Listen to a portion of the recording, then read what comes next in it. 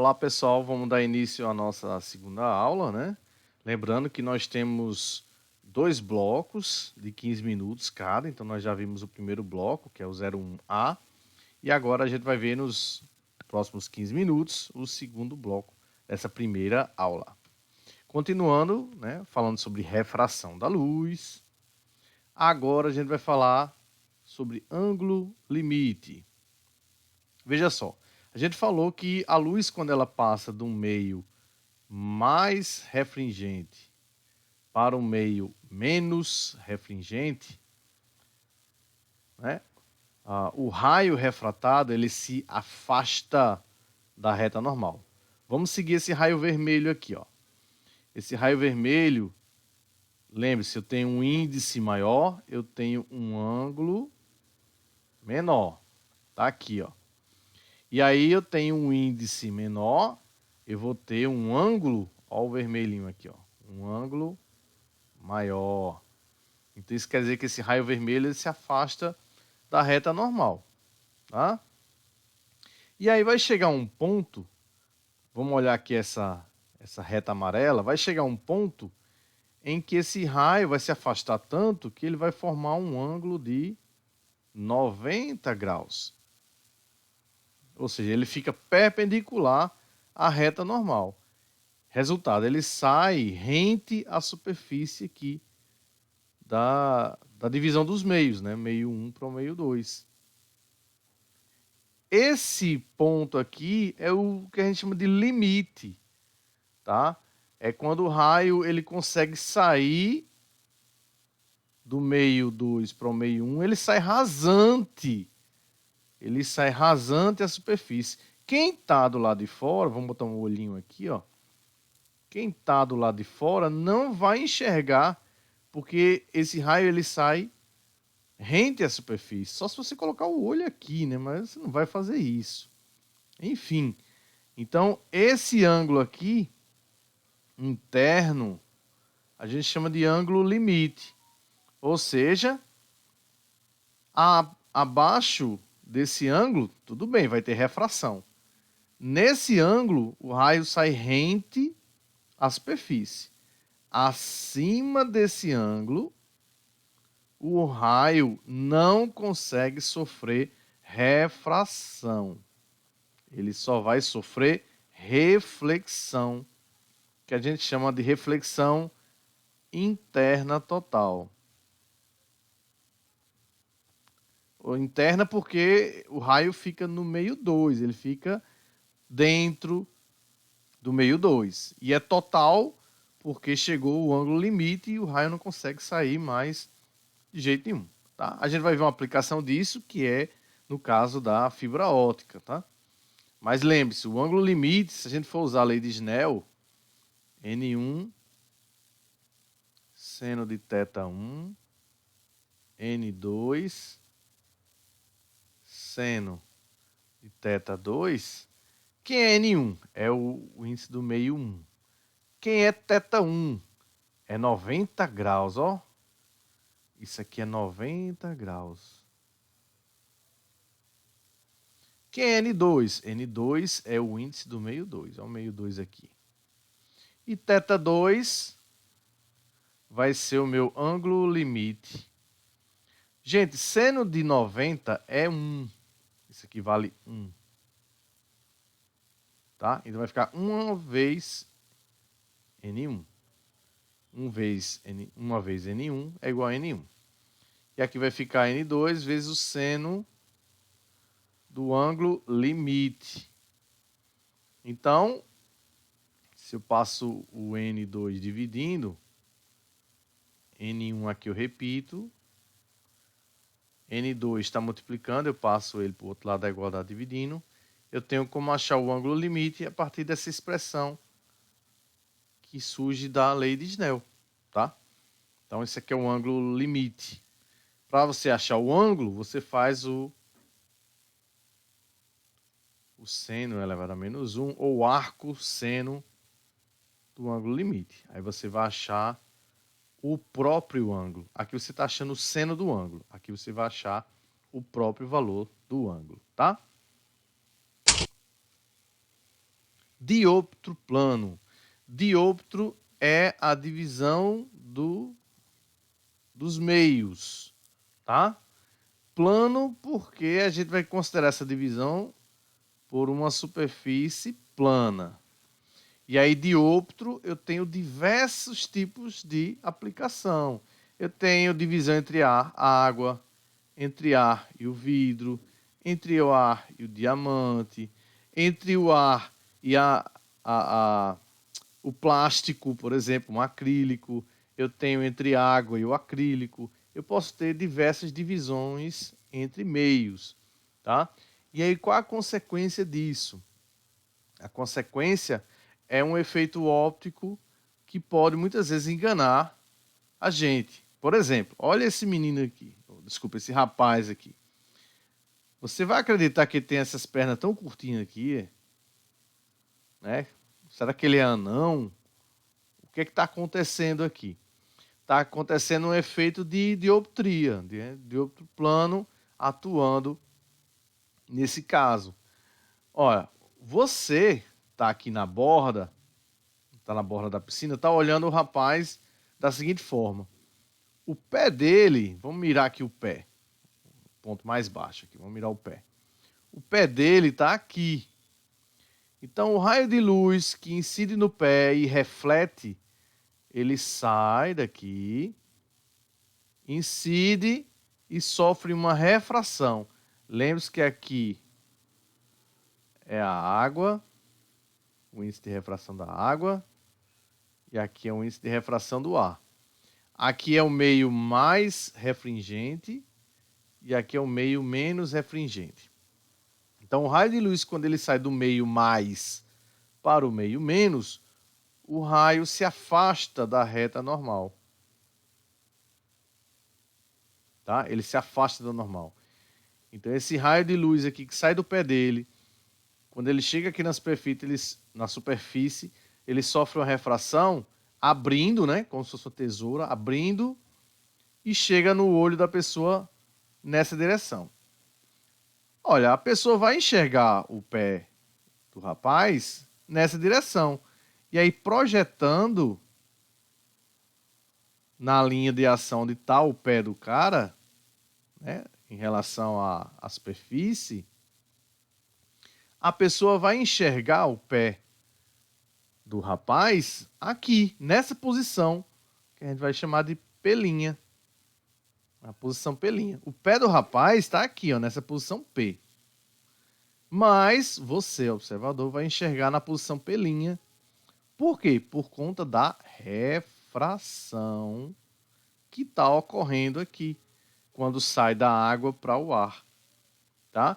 E aí dá uma falsa impressão de que o pé do rapaz está curtinho, dá uma falsa impressão que o fundo da piscina, ó, o fundo da piscina, na verdade, ela não seria tão funda, mas aí quando você pula, você vai ver que ela é realmente funda. Então, isso aqui dá uma ligeira ilusão de ótica, né? Você imagina que seja raso, mas na verdade não é. O que está acontecendo? Está acontecendo uma refração. Está aqui a imagem aqui para mostrar melhor, né? O objeto está aqui, mas devido à refração que ocorre na superfície, ó, os raios chegam nessa direção. E aí quando a gente projeta para essa linha de ação aqui, em relação à superfície.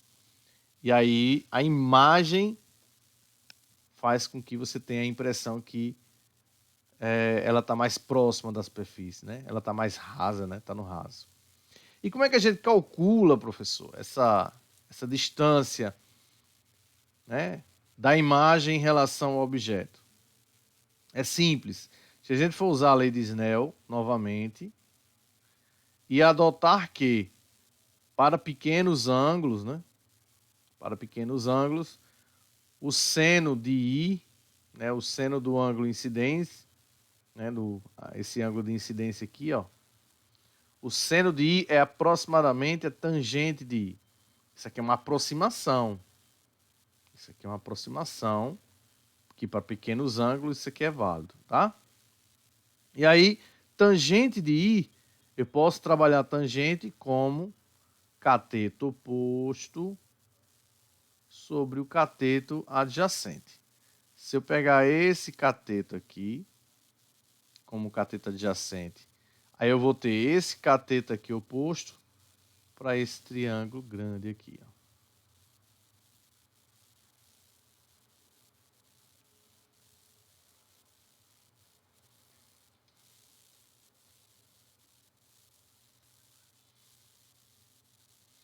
Esse triângulo grande aqui, tá?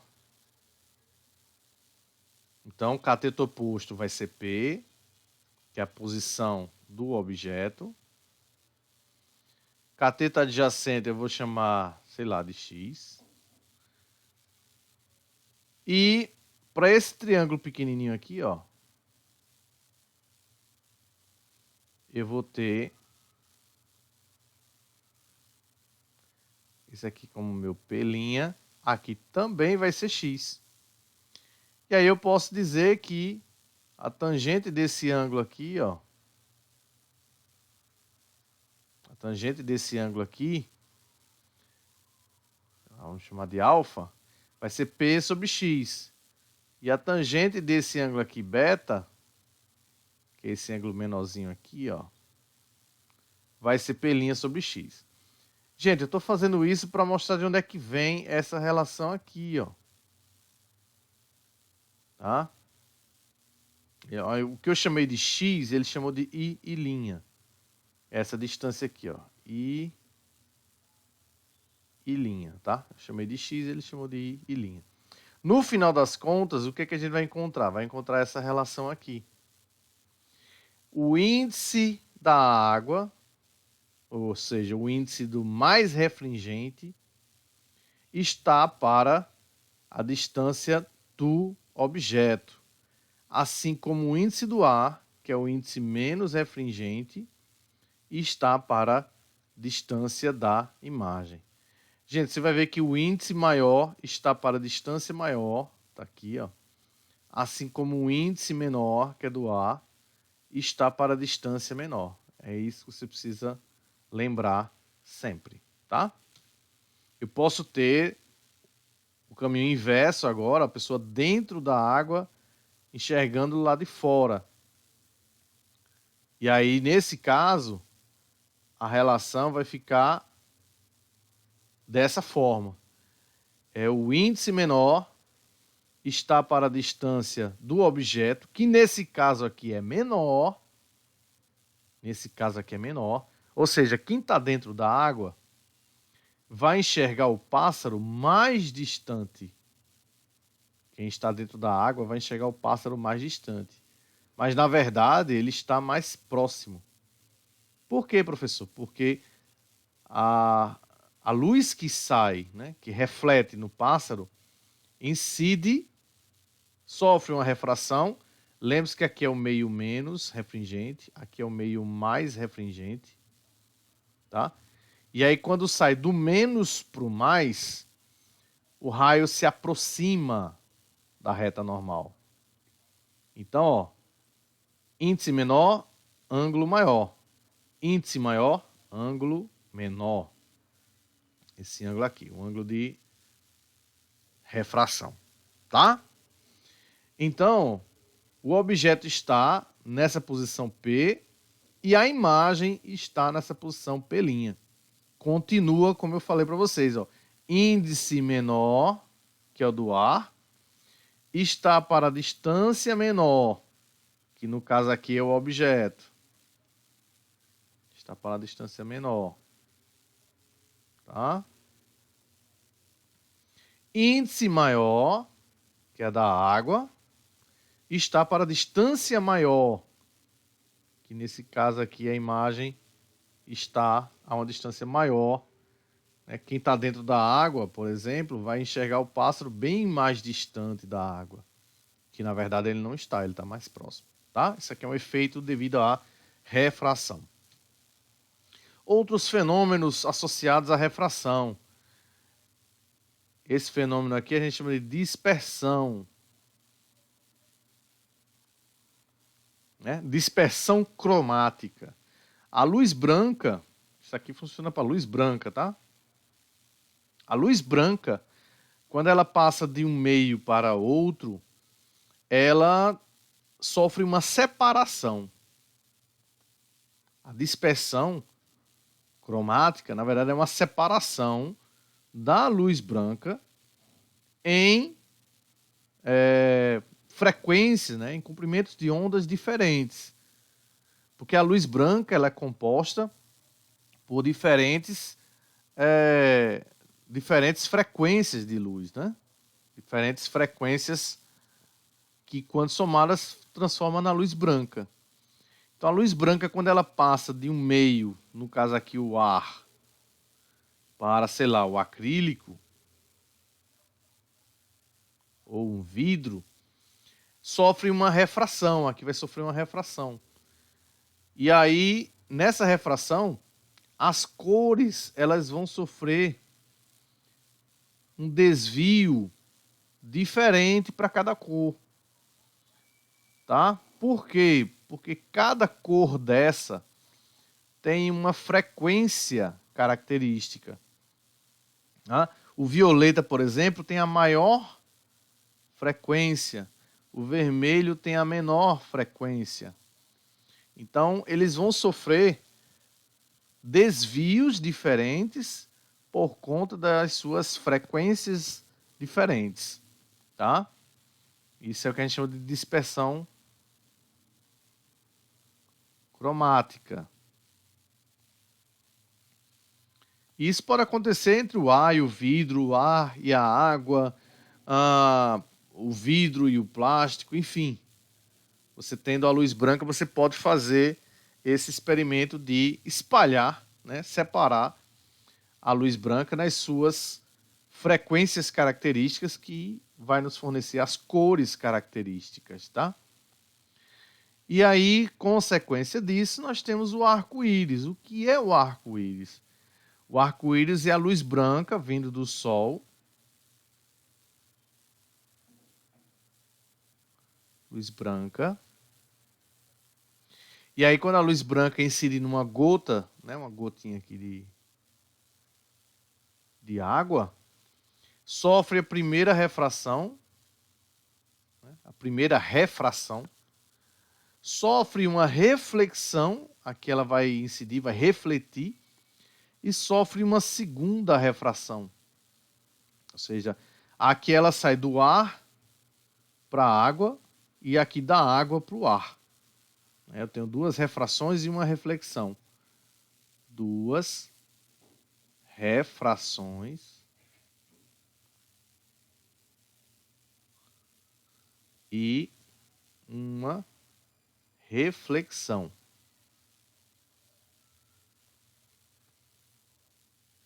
Tá? A reflexão é aqui. E aí o que acontece? Nessa primeira refração, a luz ela já espalha, ela já separa. A luz branca ela já separa nas suas cores características. Aí sofre uma reflexão. E quando é aqui na segunda refração, ela espalha mais ainda. Tá? Ela espalha mais ainda. E aí, o que você vai enxergar? Você vai enxergar o espectro de cores aqui. Você vai enxergar esse colorido, como está aqui, ó, violeta, verde, amarelo, laranja, vermelho. Tá? Dependendo da quantidade de gotas de chuva que tem aqui, ou simplesmente a umidade, né, elevada, você vai ter a formação de um ou dois. Aqui tem outro arco-íris aqui, ó. Um ou dois. É o que a gente chama de arco-íris duplo, o arco duplo do arco-íris. Tá? Você tem uma sobreposição de dois arcos. Um arco formado por essa quantidade de gotas de chuva mais elevada e uma quantidade de gotas de chuva menos elevada. Tá? Então, o arco-íris é formado pela a dispersão cromática, que as gotinhas de chuva fazem que a luz branca se separe, né, nas suas cores características, e a gente consiga ver com um ângulo característico, que é esse ângulo de 42 graus. Ou seja, Se eu olhar aqui para o chão e olhar aqui para o arco-íris, de onde eu estou, esse ângulo forma 92 graus. Tá? Porque vai estar aqui, ó. Desculpa, 42 graus. 92. Tu é doido. Tá? 42 graus, que é aqui no limiar do arco-íris, né? Metade do arco-íris, digamos assim. Outro fenômeno associado à refração é quando você observa uma estrela, né? Na verdade, você está observando ela numa posição que não é a verdadeira, não é a posição verdadeira daquela estrela. Porque a luz emitida por essa estrela, por exemplo, ela quando chega na atmosfera, ela sofre uma refração. E aí, essa refração promove um desvio, né? Um desvio da trajetória da luz. Então, quando você observa uma estrela, você observa ela aqui, ó. Mas ela não está, é porque o raio de luz que chega aos seus olhos chega nessa direção. A estrela, de fato, ela está aqui. O raio que saiu dela, mostrando, ó, eu estou aqui, ó. Quando chegou aqui, sofreu um desvio, sofreu uma refração. E aí chegou nos seus olhos, né, teu olhinho aqui, ó, cheio de os cabelinhos do cílio. Quando chegou aqui no seu olhinho, chegou nessa direção. Então isso aqui é o que a gente chama de posição aparente. Quando você olhar para o céu a partir de hoje, você olhar, que estrela bonita, ela está ali. Ela, na verdade, não está ali. Aparentemente está. Mas não, ela não está, porque a luz que sai dela sofreu um desvio. Ah, professor, e como é que eu vou saber a posição real dela? Olha, ou você vai para uma nave espacial aqui, e olha, sem ter o efeito de refração da atmosfera, ou você faz uma série de cálculos para determinação da posição real dela, tá? Então tá aqui mais uma vez mostrando a posição real e a posição aparente. Só que nesse caso, a gente vai falar sobre o pôr do sol. Por que o pôr do sol é avermelhado? Olha, o sol, quando está se pondo, ele está aqui, ó. Ele está já distante da trajetória horizontal aqui, ó, onde você está enxergando. Isso aqui é o seu olhinho. Mais uma vez o seu olhinho, tá? Você está enxergando os raios de luz chegando nessa direção. Só que é aparente, não é o real. Esse aqui é o aparente. Tá? E aí o que acontece? Quando os raios de luz provenientes do Sol entram na atmosfera, eles sofrem uma refração e sofrem uma dispersão, porque o ar atmosférico tem oxigênio, tem várias moléculas, e essas moléculas promovem um espalhamento, uma dispersão. Quando o Sol está no seu finalzinho, né, no pôr do Sol, ele está no limiar, ou seja, ele está aqui no último ponto de contato para a emissão de luz aqui para quem está observando nesse ponto. E aí quem está olhando aparentemente está olhando ele aqui. Por conta da refração, você vai ver só o finalzinho do Sol. Né? A Terra girar mais um pouco, você já não vai ver mais nada. E por conta da dispersão, você vai ver só esses raios de cima aqui, ó, da dispersão, que são os raios de baixa frequência. Né? Os raios de baixa frequência. Quem são os raios de baixa frequência? Baixa frequência, eu tenho o vermelho, alaranjado, são as cores de baixa frequência. Então, por que o pôr do sol é avermelhado? Porque você está pegando aqui, ó, devido à refração do sol, os últimos raios de sol do dia. E, além disso, devido à dispersão, você está pegando as cores de menor frequência, que é o vermelho, o alaranjado, já por conta da dispersão da luz branca, tá? Então você tem o finalzinho do dia, né, o pôr do sol, devido a esses efeitos, o efeito da refração, né, pegando aqui o finalzinho do raio, e a dispersão devido à refração desses raios na nossa atmosfera. Tá? E daí a gente pode também explicar por que o céu é azul, né? O pôr do sol avermelhado, alaranjado, mas por que o céu é azul? Olha, essas aqui são as frequências, e aqui são os comprimentos de onda, né, do espectro do visível, né, a luz visível. Então, baixo comprimento de onda, alta frequência. Essas aqui são as frequências maiores, aqui são as frequências menores, né? Por conta do pôr do sol, a gente falou do vermelho e do alaranjado. Nesse caso aqui não tem pôr do sol, nesse caso aqui é o sol a pino, né? Se a gente for olhar aqui a atmosfera, então o sol vai estar aqui, emitindo raio de luz nessa direção. Então você vai estar, ó, olhando aqui, ó, o olho pegando fogo, né, da radiação aqui. E aí o que acontece? A luz branca ela vai incidir na atmosfera, assim como foi aqui, ó. Só que o sol vai estar aqui agora. A luz branca vai incidir na atmosfera e vai sofrer a refração, né? Vai sofrer um desvio e vai sofrer uma dispersão. Só que essa dispersão vai ser proveniente das moléculas que estão presentes no ar. E aí o que acontece? Vai prevalecer, né, o espalhamento, que a gente chama de espalhamento Rayleigh, vai prevalecer a cor que tiver maior frequência. Nesse espalhamento de luz devido à atmosfera, as baixas frequências elas vão conseguir ultrapassar essas moléculas, né, o infravermelho, o UV, ela vai conseguir ultrapassar essas moléculas. Só que as altas frequências, que é essa região aqui, ó, as altas frequências vão ficar presas nessas moléculas, né? Elas vão excitar essas moléculas do ar e essas moléculas vão emitir de volta essas frequências elevadas. Então, por que o céu é azul e não violeta? Né? O céu é azul proveniente dessas altas, né, frequências.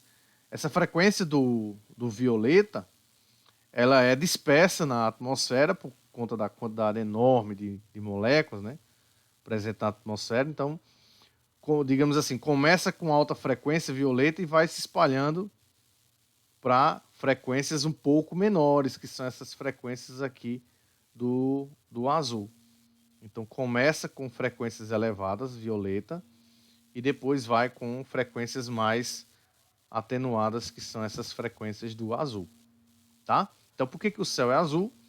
Porque as moléculas do ar espalham a luz branca nas suas frequências mais elevadas, que é o violeta e o azul. E as frequências mais baixas conseguem ultrapassar e aí formam a radiação que vai nos trazer o calor, né? O calor devido à radiação solar. Por fim, né, a refração também está presente na fibra óptica. Né?